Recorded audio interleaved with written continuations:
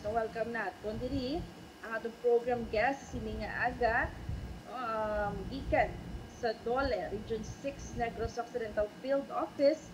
Welcome naton sa liwat diri sa ONP Senior Labor and Employment Officer Engineer Vladimir Pantillos. Engineer, good morning and Happy New Year sa imo, Engineer. Good morning, ma'am, and Happy New Year man sa imo kag sa tananta nga tagpalamati sa sining station. Salamat din, Engineer, for your time and Engineer sa aton diri nga mga headlines man no nakita naton nga ang Dole nag-release ang sining guidelines o kon advisory connection sa 2024 holidays. So, Engineer, aton mga holidays sining nga 2024 same na gyapon, Engineer, no? Yes, ma'am. Actually, amot sa ang gina-mention naton or nimo, ma'am, nga Labor Advisory actually nagwa sa last December 12 pa. Amo ni sa ang Labor Advisory number 27 series of 2023 regarding sa guidelines kag kung ano bala ang mga days nga gin-consider as regular and special holidays for the year 2024. Kag sa sini nga guidelines may ara kita ka 12 nga regular holidays and 8 or 8 ka special holidays. Anyway, sa special holidays ta nga kumbaga regular gid sa every year, amo ni siya ang tatlo gid ya, which is ang August 21, December 31 kag ang November 1. Amo gini sila ya ang mga gina-consider ta nga regular special holidays. Ang kag ang iban nga mga holidays, it's depend na lang sa declaration man sang aton nga presidente. Kag amo ni siya nagdugang ang 5. That is why for this year 2024 nangin 8 ang aton nga special holidays. Yes. Yung mga holidays nga to be declared mo sa aton ni President. And speaking of holidays, sir, ano man ang aton nga Dole payroll sa mga regular holidays, so mga palabuton nga regular holidays kung ang employee wala nag-work for that day? Based man kung balikan tang guidelines ta and even sa aton nga labor code naton, when it comes to regular holidays, even wala nag-work si employees, he or she is entitled mangyapon sa 1 day salary niya provided that the last working day prior to this holidays or regular holidays is nakaobra siya. Biskan mag-absent pa siya on the day of the regular holiday, entitled siya gyapon sa isa ka adlaw or 100% sang iya nga daily rate, no? Pero kung mag-obra siya on the day of the regular holiday, magiging 200% kay double pay ang tawag nato, no? Even wala siya nag-obra prior to the last working day prior to the holiday, basta nagsulod siya on the day of the regular holiday, entitled gid siya sa 200% sang iya nga daily salary. Yes, thank you, Engineer, no?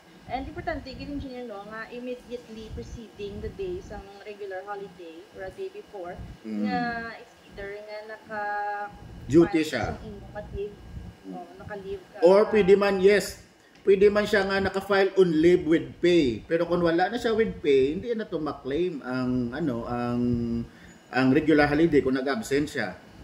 Again, pwede nga nag-duty siya or nag-file siya on leave with pay. Yes. Nga mo na, Engineer, para hindi ma-avoid ang mga awol or mga ma'am. Engineer, nga may ara kita sa ano siniyaw nga dapat the day before dapat Actually provision na siya, ma'am, sang aton man nga law or ang aton nga labor code. Maybe it's because nga ginaano ta nga dapat present siya prior to that holiday kay ginalikawan ta nga base dason pagid nga magsundod pagid ang absent niya, especially may mga ara tadaan nga mga may ara tadaan nga tawag ni yung mga regular holidays nga nagsunod gid, like for example mga succeeding regular holidays Monday, Thursday and Good Friday, kag ginalikawan man di syempre nga magsunod-sunod ang absent niya para hindi man gid matam-an or maapektuhan ang operations ang kada establishment. Thank you, Engineer, no? Kan kisa akong tugasunod ang holiday to iban nga employees to may ara man bala sa mga kinagawi nga duga awol ba lang Daw naanad na, ma'am, nga kung kung silingbi nga sunod-sunod ang holidays, isundon pag nila the next to the succeeding holidays, ma-leave pag na sila. That is why mo na para in case ma-inform man sila sang employer or sang establishment, amo na nga gina-required naton or gina-required under the law nga dapat preceding or before the holiday dapat present ang inang establishment kay kisa dira man dagahatag announcements kung anong dapat nga obrahon or dapat required nga magbalik ka or si employee man makalisensya, sir, pwede ko ka-extend sang akon nga holiday kay di do nagsunod-sunod ang mga holidays nga ini. So dira na da sila ga istoryahanay kag agreed kung ano naman ang next after the holiday ang ilang obrahon. Yes, yes. Salamat, engineer, no? Kaya para mapastar man ang mga work sa isa ka-establishment. How about, engineer, kung if you have done work naman niya sa regular holiday, ano naman diri engineer? Kung nagobra ikaw sa regular holiday, so again, as I said kanina, you are entitled for a 200%. Kag wala na siya requirement nga dapat present ka the last working day prior to the regular holiday. Basta present ka, even absent ka pa the last working day prior to the holiday, you are still entitled sa 200% or double pay nga ginatawag basta regular holiday. Yes, sir. Salamat sa clarification, engineer, no? And how about, engineer, during the regular holiday nga nag-duty ka for 8 hours, di ba 200% na siya, engineer? How about naman, engineer, kung nag-excess ka sa duty mo nga 8 hours? Still, you are still entitled to ang excess ang 8 hours magiging overtime na siya, madouble pag ang overtime mo as long as it falls on that day nga regular holiday. Kay base lang aton nga ang duties ang isa ka ka worker is night shift sabi or naga-full ben iya nga nga duty abi 8 hours at 10 PM siya hasta 6 AM. Paglapaw ya sang 12 hindi na siya double pay kay hindi na siya regular holiday. So amo na siya on the day or on the working hours nga nagfall sa ina nga regular holiday magiging double pay ang tanan nga ginobra mo dira. Ang tanan nga ginrender mo nga duty ma-double pay siya as long as nag-duty ka on that regular holiday. Pero paglapaw sang 12 syempre 12 AM hindi na siya ang the next day na is hindi na siya regular holiday.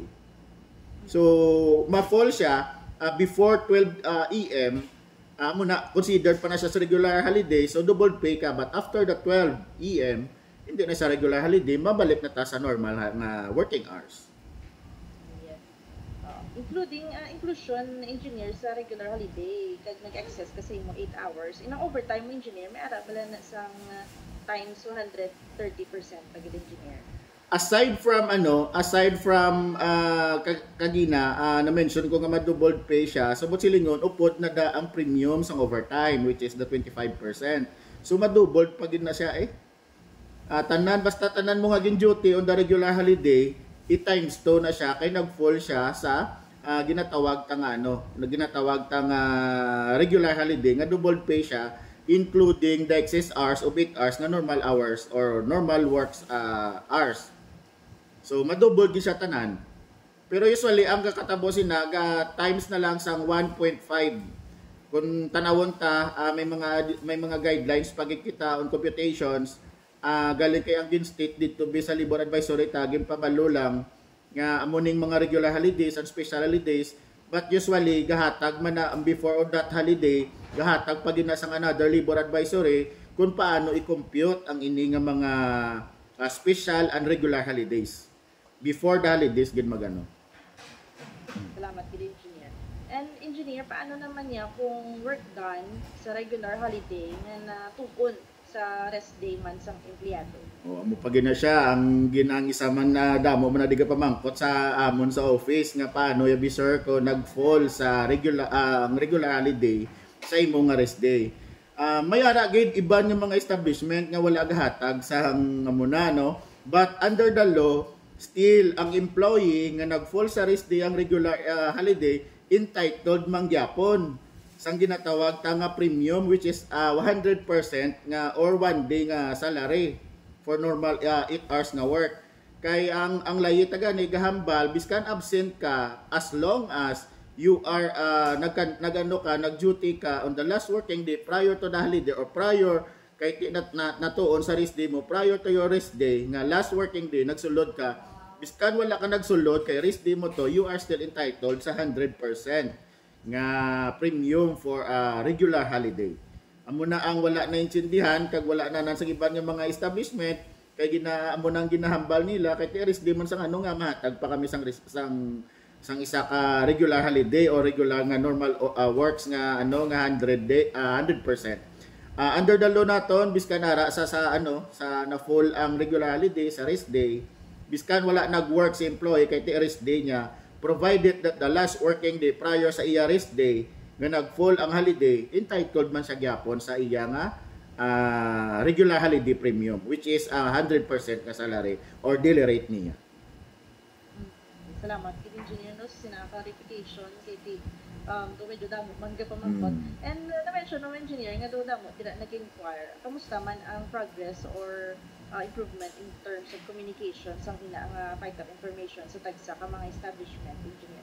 May ara man kis ang walk in diri sa aton sa office kay gapamangkot kid nga mga employees regarding dira, and at the same time open man ang aton landline, may mga gapanawag man nga employer kaga clarify regarding diri sa mga special and regular holidays, kaga muna ginapaintindi man naton kag mayo man mas mayo gid nga kung magtawag ang mga employer dire for clarification kay ginaano tagid ginapa-clear tagid sa ila nga amo ni ang aton guidelines when it comes sa regular holidays, which is usually amo nang pamangkot kung mag-fall sa rest days nga entitled gyapon si employee basta rest days niya as long as the last working day prior sa rest day nag-duty siya.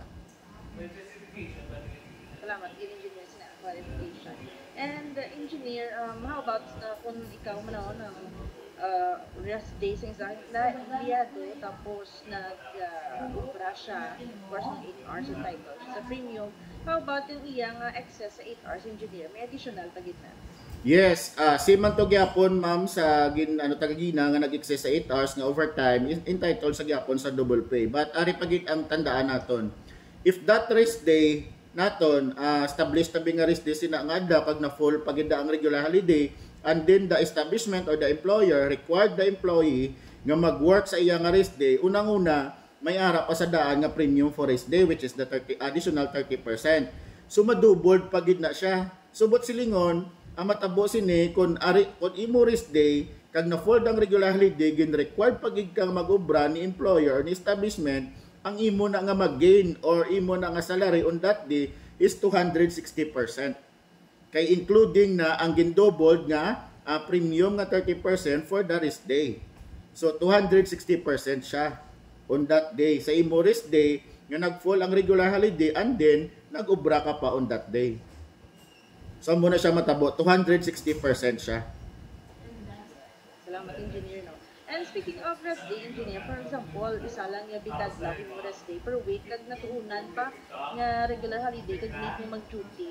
Di ba what will happen sa dira engineer in that cases? Kaya di ba gina-requirement nga dapat sa isa ka week may ara gid isa ka rest day ang isa ka employee?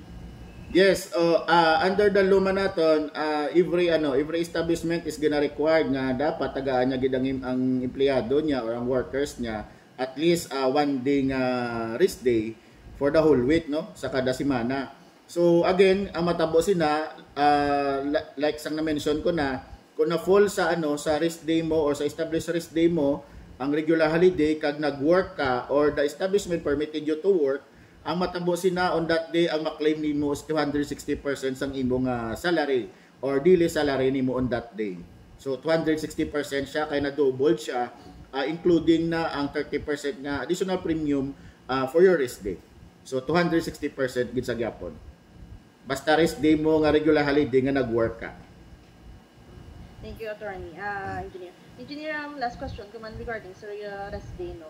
What if engineer kung rest day mo sa ina nga regular holiday kay kaina gina requirement nga dapat you have worked no day before, what will happen engineer kung Sunday na Pinoy na regular holiday nga rest day mo pero may rest day kapag prior Saturday man? No, of course wala. So but silingon duwa imo rest day for the week no, Saturday and Sunday. No? So ang example ni is Sunday na to on the second rest day mo. Kay di ba duwa rest day mo for a week. Na to on sa second rest day mo ang ang regular holiday. So maisol kita. Ay basihan to gyapon that the last working day dapat naka-duty ka prior to the holiday. Kung ang prior to that ang day nga prior sa sa regular holiday, which is ang Saturday nang established rest day mo sa maisol pagid ka sa the last working day, which is Friday. Dapat present ka sang Friday before mo maklaim ang regular holiday nga Sunday. kay tinatuon ang Saturday kag Sunday sa imo establish rest day. So balik ta gyapon sa basihan ta nga the last working day prior to that holiday. It so happen lang nga duha rest day mo, establish mo nga rest day ang Saturday, so balik kita sa Friday. Dito ang basihan naton nga dapat on Friday naka-duty ka before mo mangin entitled ka sa regular holiday premium nga isa ka adlaw nga obra even isa ka adlaw nga salary even wala ka nag-work on Sunday. Okay, salamat engineer no sa nga clarification. And engineer kadto kita sa special non-working holidays. Ano gani ang rulings ng DOLE? Ang ruling ta sa regarding sa sa special non-working holiday is no work no pay ni siya. And it is applicable even sa tanan nga workers including na mga monthly paid and daily paid employees. So kung wala kayo nagobra, hindi ka gid entitled sa premium nga 30%. So kung nagobra ka, only additional nga 30% on that day nga nag-work ikaw.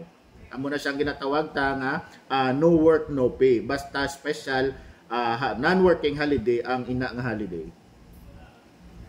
Salamat engineer no sina nga mga clarification in connection sa aton nga pay rules for 2024 holidays. Engineer sa aton man nga general guidelines sa aton publiko no. Can we share engineer ang mga basic employee rights according sa DOLE? So amo na no ang isa sa mga rights ni employee or benepisyo ni employee amo nang ginatawag ta nga mga holiday pays, and it is categorized man mo to kanina na mention naton regarding sa regular holiday kag special holiday. May iban pag gidabi nga mga employees nga pagdumdum nila basta holiday double pay dayon no. Muna pamatian Manila sa announcement if it is a regular holiday or special holiday. Kay dira pa nakabase kung regular holiday amo nang double pay or 200%. Pero kung special holiday amo na ang premium nga additional nga 30%. And aside from that nga mga regular holiday may mga leave pay pagig kita ang mga benepisyo may ara pag kita mo tong mention mo kagina ma'am ang overtime pay, night shift differential, 13th month pay kag amo na para gid sa para gid maintindihan gid ni sa mga workers naton o sa mga empleyado naton, pwede gid nila ma-check ang aton mga ginpa specified actually na pagwa na si DOLE sa amoning handbook on workers statutory monetary benefits. May sa amo na siya ginhatag but kung mo na online naka PDF na siya, dira na siya naton makitaan ang mga benepisyo kag mga rights ni employees, and at the same time si employer man dira man da makita ang iya rights. So open ni siya sa employers and employees. Ang obrahon lang sa aton mga workers, i-check nila sa Google, i-type lang ang Handbook on Workers Statutory Monetary Benefits, ang 2023 edition kay wala pang 2024. Naka-PDF na siya, naka-specified na naka-isa-isa na ang tanan ng mga benepisyo kag rights ni workers. Kag i-check ko na nila kung may mga wala na intindihan, pwede pagid ka tawag dire sa aton office. Amo na ang aton nga ang landline naton is 434-2219. Open gina siya kay every day may naga-duty man ding public assistance desk officer sa aton kag ginasabat ang mga queries sa phone and even sa mga walk-in clients naton or mga workers and employers naton nga gakadto diri sa office. Salamat kay engineer sa pagpatag sa sina ang mga detalye. And engineer, do we have any announcement gikan sa DOLE? As of now, ma'am, ma-meeting pa man kami sa mga namon sa plan naman for this 2024. But anyway, sa mga nag-update or sa sa nagahulat sa mga activities or gabantay gid sa mga activity ni DOLE, ara man ang i-search lang naton ang Facebook man ni DOLE, ang regional office naton amo nang DOLE Region 6, and then dire naman sa Negros Occidental office amo na nga aton nga DOLE Nofo nga Facebook. Tananda kung regional man sa activities dira na dagi na post, kag kung dire man sa Negros Occidental Field Office dira sa DOLE Nofo naton post ang aton nga mga activities and announcements regarding sa mga labor laws kag regarding man sa tanan para sa employees and para sa employers. Salamat kay engineer sa imong time, and sa aton pagtapos engineer, ano imo final message to the public? So muna since nga sa mga workers kag sa mga employees naton, balikan naton kay para aware na kita kag para maka-prepare naman ni base may mga plans man, may mga especially ni nga Lidis Labor Advisory number 27 sang December 12 pa ni siya gimpagwa. Ara na nada ang mga dates, no? Base may mga plan kita tawag ni mag vacation, mag family gatherings, o makita nyo na, mabasihan nyo na ang mga special holidays, ang regular holidays naton, kaya para ma-program nyo naman sa bilog nyo nga kalendaryo nga mo nagali ang mga special and regular holidays, no? Kag dira man si konta kag insindihon ta ang hambal ko na kagina regarding sa payrolls naton, regarding sa regular holidays and special holidays. Again, Labor Advisory number 27 series of 2023. Salamat gid Engineer Vladimir Pandilio gikan sa Dole Region 6. Salamat liwat Engineer and good morning. Thanks man ma'am sa paghatag sang pagpa-unlock diri sa among kagano. Anyway, thank you gid sa tanang hatag palamati and good morning and liwat happy new year sa tanan. Abiyan pa tayo kita diri sa oras na Pilipinas. Stay tuned lang, magagaman.